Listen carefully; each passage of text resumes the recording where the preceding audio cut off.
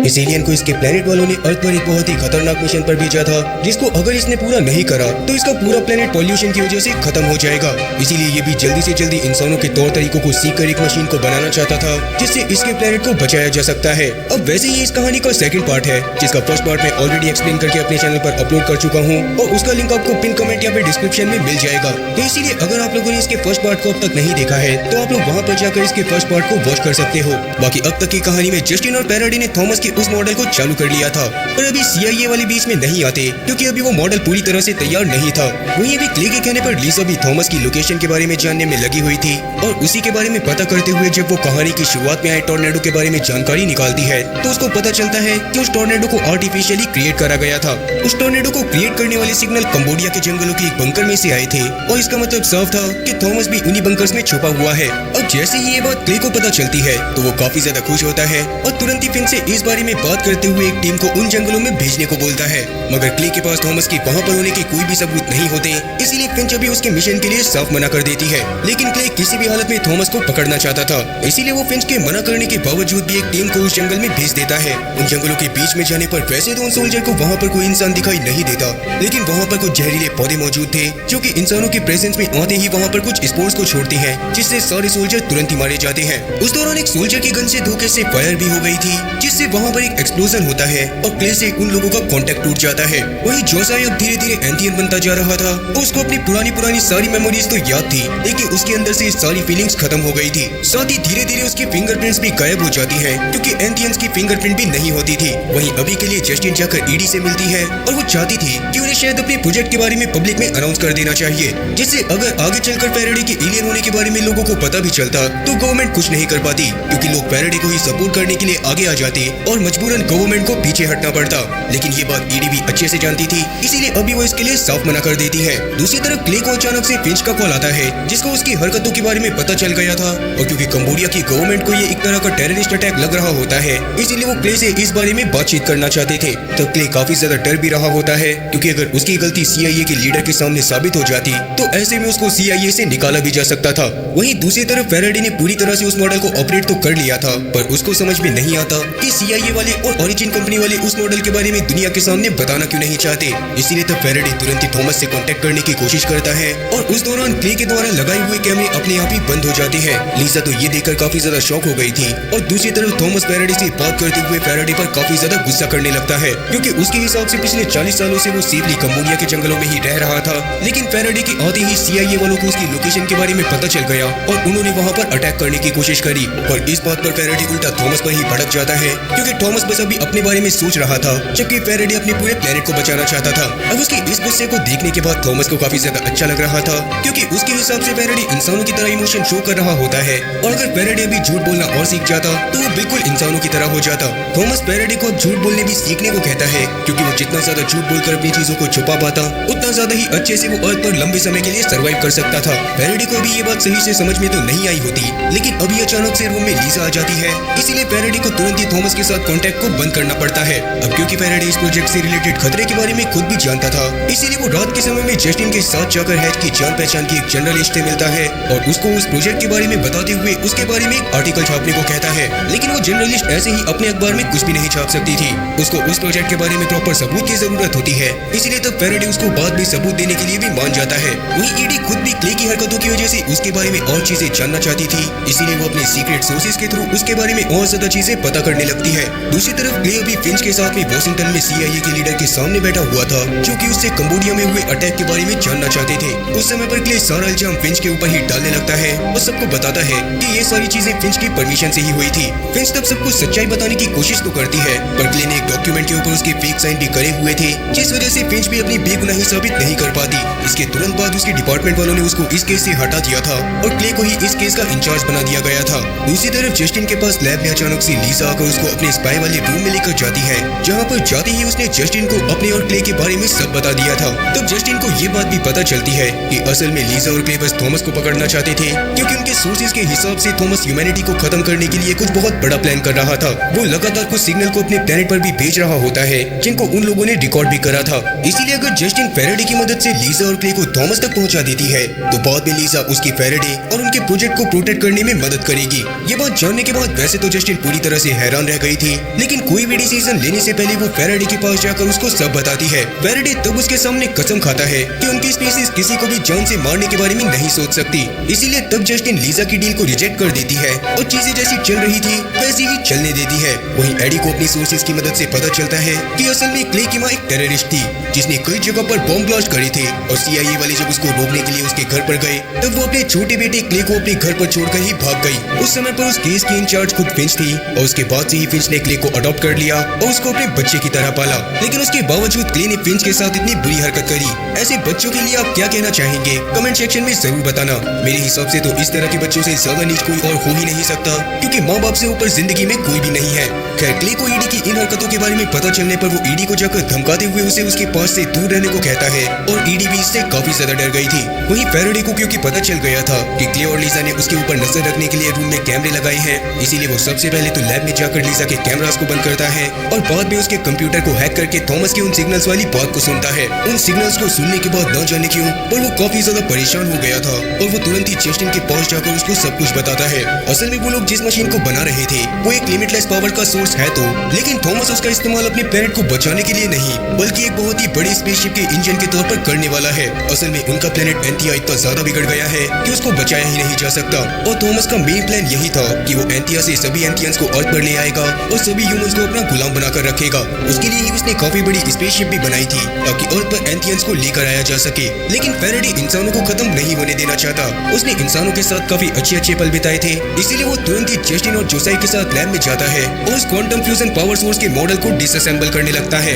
इसके थोड़ी ही देर बाद जोसाई और जस्टिन वहाँ पर से मशीन के कोर को कहीं पर लेकर जाने लग गए थे ताकि वो कोर CIA वालों के हाथ में न लगे। क्ले को जैसे ही इस बारे में पता चलता है तो वो तुरंत ही अपनी टीम के साथ लैब में जाने लगता है जहाँ पर फैराडे उसका ही वेट कर रहा था। वहाँ जाते ही क्ले के एक साथी ने फैराडे को शूट कर दिया था और फैराडे भी वहाँ पर एक छोटा सा एक्सप्लोजन कर देता है। इससे तब सब लोग बेहोश हो जाते हैं, पर गोली लगने की वजह से फैराडे का काफी ज्यादा खून बह रहा था। जोसाई को भी तब इस बात की भनक लग जाती है, इसीलिए वो तुरंत ही जस्टिन को गाड़ी घुमाने को बोलता है और जस्टिन के साथ लैब में जाकर वो लोग सभी लोगों के उठने से पहले फैराडे को वहाँ से निकाल लेते हैं। तब रास्ते में जोसाई ने एक दूसरी गाड़ी को भी चुरा लिया था ताकि कोई भी उनके ऊपर शक न करे, लेकिन अभी भी फैराडे की हालत काफी ज्यादा बिगड़ती जा रही थी। तब जोसाई कुछ सोचते हुए फैराडे को अपने साथ मैरी के चर्च में ले जाता है, जहाँ जाते ही मैरी फैराडे का इलाज करने लगती है। उसने फैराडे के वुंड में से ब्लड को निकाल दिया था और उसमें पट्टी भी बांध दी थी, पर क्योंकि फैराडे का काफी ज्यादा ब्लड लॉस हो चुका था इसीलिए अभी भी उसकी हालत काफी ज्यादा खराब थी। इसीलिए तब जोसाई डिसाइड करता है कि वो अपने ब्लड को फैराडे को देगा, क्योंकि अब जोसाई का ब्लड भी पूरी तरह से एंथियन का ब्लड बन चुका था और अब फैराडे की जान को बचाने का भी यही एकमात्र तरीका था।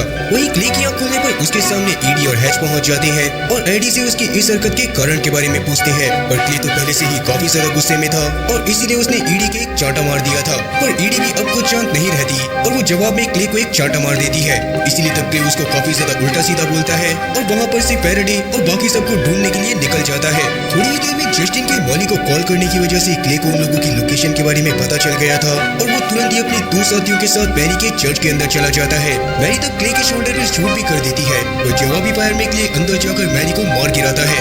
इसके बाद तुरंत ही उसने अपने साथियों के साथ उस घर के अंदर जाकर जस्टिन और फैराडे को भी किडनैप कर लिया था, पर तब तक फैराडे की बॉडी पर काफी ज्यादा ब्लड चढ़ चुका होता है, इसलिए उसकी हालत पहले से काफी ज्यादा बेहतर होती है। क्ले मैरी के घर में जोसाई को ही छोड़ गया था और जोसाई के सामने ही अभी मैरी मारी जाती है पर वो कुछ भी नहीं कर पाता। वहीं ईडी का मूड अभी भी क्ले की वजह से काफी ज्यादा खराब था, इसीलिए अगली सुबह जब वो क्लाइव के साथ होती है तो क्लाइव से बिल्कुल भी सही से बात नहीं करती।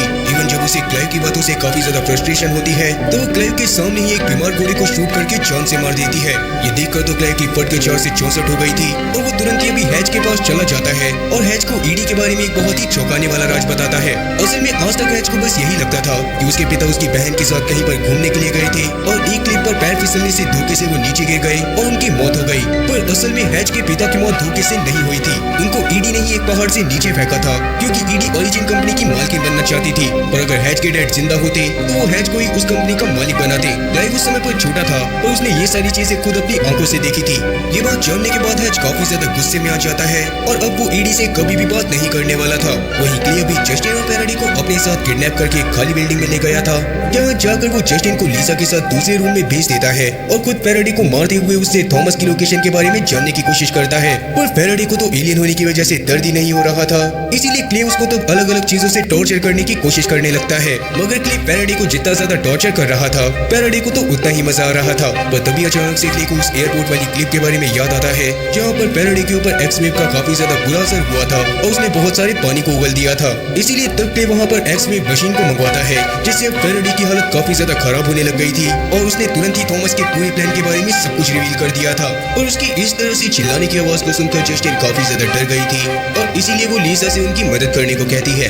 लीसा भी तब अपने किसी मिस्टीरियस फ्रेंड को कॉल करती है और उससे बात करने लगती है। वहीं क्ले के टॉर्चर को सहने के बाद फैराडे पहले तो उसको उसके असली नाम स्पेंसर से बुलाता है, जो सुनकर क्ले के तो पूरी तरह से होश उड़ गए थे। वो समझ गया था कि फैराडे उसके बारे में भी काफी सारी चीजें जानता है और अगर फैराडे उसके बारे में जानता था तो वो उसकी माँ के बारे में भी बहुत कुछ जानता होगा। इसलिए तब क्ले सबसे पहले तो बाकी सारे एजेंट को उस रूम से बाहर निकालता है और अकेले में फैराडे से बात करने लगता है। फैराडे ने असल में जब CIA के कंप्यूटर को हैक करा था तब एक कॉन्फिडेंशियल फाइल से उसको पता चला था कि क्ले की माँ असल में बस एक नॉर्मल चोर थी। फिंच और उसकी टीम ने मिलकर उस समय पर धोखे से एक जगह पर एक धमाका करा था, जिसको ही छुपाने के लिए उन्होंने सारा का सारा इल्जाम क्ले की माँ के ऊपर डाल दिया और उस बेचारी को क्ले को छोड़कर भागना पड़ा।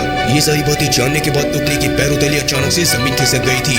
उसे इस सब पर भरोसा नहीं हो रहा होता और तब वो फैराडे को गुस्से में शूट करने वाला होता है, पर तभी अचानक से लीसा वहाँ पर आकर क्ले को ही शूट करके खत्म कर देती है और तब जाकर रिवील होता है कि असल में लीसा खुद भी थॉमस के लिए ही काम कर रही थी। अब तक उसने क्ले का साथ देने का सिर्फ दिखावा करा था और ये दिखावा भी सिर्फ इसीलिए था ताकि किसी तरह से फैराडे के ऊपर प्रेशर बनाकर उससे उस मशीन के कोड को बनवाया जा सके। तो तक वहाँ पर थॉमस के और भी काफी सारे लोग पहुँच जाते हैं। इसके बाद वो लोग तुरंत ही फैराडे और जस्टिन को अपने साथ थॉमस के पास एक बंकर में लेकर जाते हैं, जहाँ पर थॉमस काफी सारे मॉन्क के साथ रहा करता था। वो मॉन्क्स थॉमस को अपना भगवान मानते थे क्योंकि थॉमस उन्हें स्पेस के बारे में काफी सारी चीजें बताता था। थॉमस ने उस केव के अंदर अपने ही प्लेनेट के कुछ प्लांट्स को लगाया हुआ था जो कि हर तरह के सिग्नल को अंदर आने से रोकते थे और यही रीजन भी था कि आज तक CIA उसको ढूंढ नहीं पाई थी। थॉमस जब अर्थ पर आया था तो उससे पहले उसने उन प्लांट्स को फैराडे से ही लिया था। साथ ही वहाँ पर थॉमस ने एक बहुत ही बड़ी स्पेसशिप भी बनाई हुई थी जिसमें वो बस अमीर और कुछ पावरफुल एंथियन को ही अर्थ पर लेकर आने वाला था। उसका मेन मिशन यही था कि वो आधे से ज्यादा ह्यूमंस को खत्म करने के बाद बाकियों को अपना गुलाम बना लेगा और सारे एंथियन मिलकर अर्थ पर राज करेंगे। लेकिन जस्टिन उसके इस प्लान को जानने के बाद इसका हिस्सा बनने से साफ मना कर देती है। वो लैब में जब उस मॉडल के कोड को लेने के लिए गई थी तो वहाँ पर उसने कोड के एल्गोरिथम को पूरी तरह से चेंज कर दिया था, जिस वजह से ही अब उसकी मर्जी के बिना उस मॉडल को चालू नहीं करा जा सकता था। थॉमस तब उसको काफी तरह से लालच देते हुए उससे एल्गोरिथम को जानने की कोशिश करता है, मगर जस्टिन मना करके गुस्से में वहाँ से चली जाती है। लेकिन तब फैराडे को सोचते हुए खुद जाकर उसे रोकता है और उस समय पर फैराडे के पास एक बहुत ही बेटर प्लान था जिसकी मदद से वो अर्थ और एंथियंस दोनों को बचा सकता था। उसके लिए वो जस्टिन से उस एल्गोरिथम के बारे में पूछता है, जो कि शुरुआत में तो जस्टिन उसको नहीं बताती, पर क्योंकि कहीं ना कहीं जस्टिन को फैराडे के ऊपर भरोसा होता है इसीलिए फाइनली वो उसको वो एल्गोरिथम बता देती है और बाद में अपनी फैमिली के पास लौट जाती है। वो वापस से अपनी फैमिली के साथ अपने पुराने वाले गाँव में शिफ्ट हो गई थी, जहाँ पर जाने के बाद उसने फिर से एक नॉर्मल लाइफ जीना चालू कर दिया था। अब इसी तरह से 3 महीने बीत जाते हैं और 3 महीने बाद अचानक से लीसा जस्टिन के पास आकर उससे सबसे पहले माफी मांगती है। जस्टिन ने भी तब लीसा को माफ कर दिया था और तभी अचानक से जस्टिन को फैराडे के बनाए पहले वाले डिवाइस में से कुछ आवाज आने लगती है। उसमें कुछ सिग्नल आ रहे थे जिनको फॉलो करते हुए वो भी एक टॉर्नेडो के पास पहुंच गई थी, लेकिन वो खुद भी टॉर्नेडो के अंदर जाने से बिल्कुल भी नहीं डरती और वो टॉर्नेडो के अंदर चली जाती है। दूसरी तरफ थोड़ी देर पहले हैच की जान पहचान की जर्नलिस्ट का एक अखबार छपा था जिसमें उसने ओरिजिन कंपनी और साथ ही उस क्वांटम फ्यूजन पावर मशीन के बारे में बहुत कुछ बताया था। इवन आज ही ओरिजिन कंपनी एक प्रेस कॉन्फ्रेंस भी करती है जिसमें काफी सारे लोगों के सामने ही फैराडे ने ईडी से बात करके उस लिमिटलेस एनर्जी के प्रोजेक्ट के बारे में सब रिवील कर दिया था। वो जैसे ही उस क्वांटम फ्यूजन डिवाइस को सभी लोगों के सामने लेकर आता है वैसे ही उनकी पूरी की पूरी सिटी उस पावर की वजह से जगमगाने लगती है। इवन यहाँ तक कि फैराडे ने अपने एलियन होने के बारे में भी सबको बता दिया था, तो जानने के बाद सब लोग काफी ज्यादा शॉक हो गए थे। अब जैसे ही CIA में फिंच को इस बारे में पता चलता है तो वो तुरंत ही अपने सोल्जर्स को बुलाकर फैराडे और उसके सभी साथियों को उठवा लेती है और वो फैराडे के ऊपर प्रेशर बना रही थी ताकि फैराडे लोगों के सामने अपनी पहले कही गई बातों को मजाक बता दे। लेकिन फैराडे इसके लिए साफ मना कर देता है और उसने ये सब बहुत ज्यादा सोच समझ कर करा था।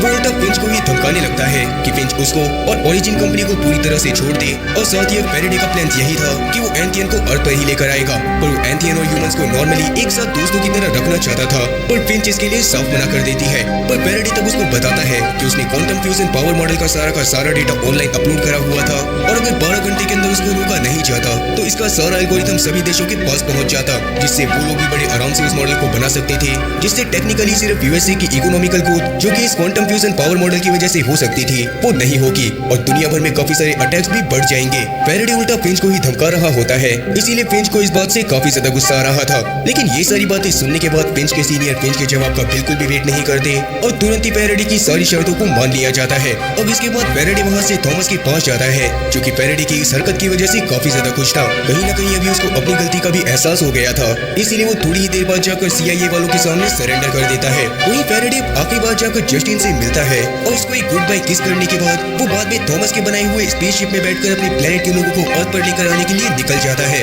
पर वो लोग अब अर्थ पर आकर अर्थ वालों के साथ कैसे रहेंगे इसके बारे में हमें कभी जानने को नहीं मिलेगा, क्योंकि ये सीरीज यहीं पर खत्म होती है। अब आपको ये सीरीज कैसी लगी इसके बारे में मुझे कमेंट सेक्शन में जरूर बताना और जरा खुद भी सोचो कि अगर किसी दिन अर्थ पर आकर एलियन भी हमारे बीच में हमारे साथ रहने लगे तो आपको कैसा लगेगा, मतलब कि क्या आप इस बात को एक्सेप्ट कर पाओगे? कमेंट सेक्शन में इस बारे में भी जरूर बताना।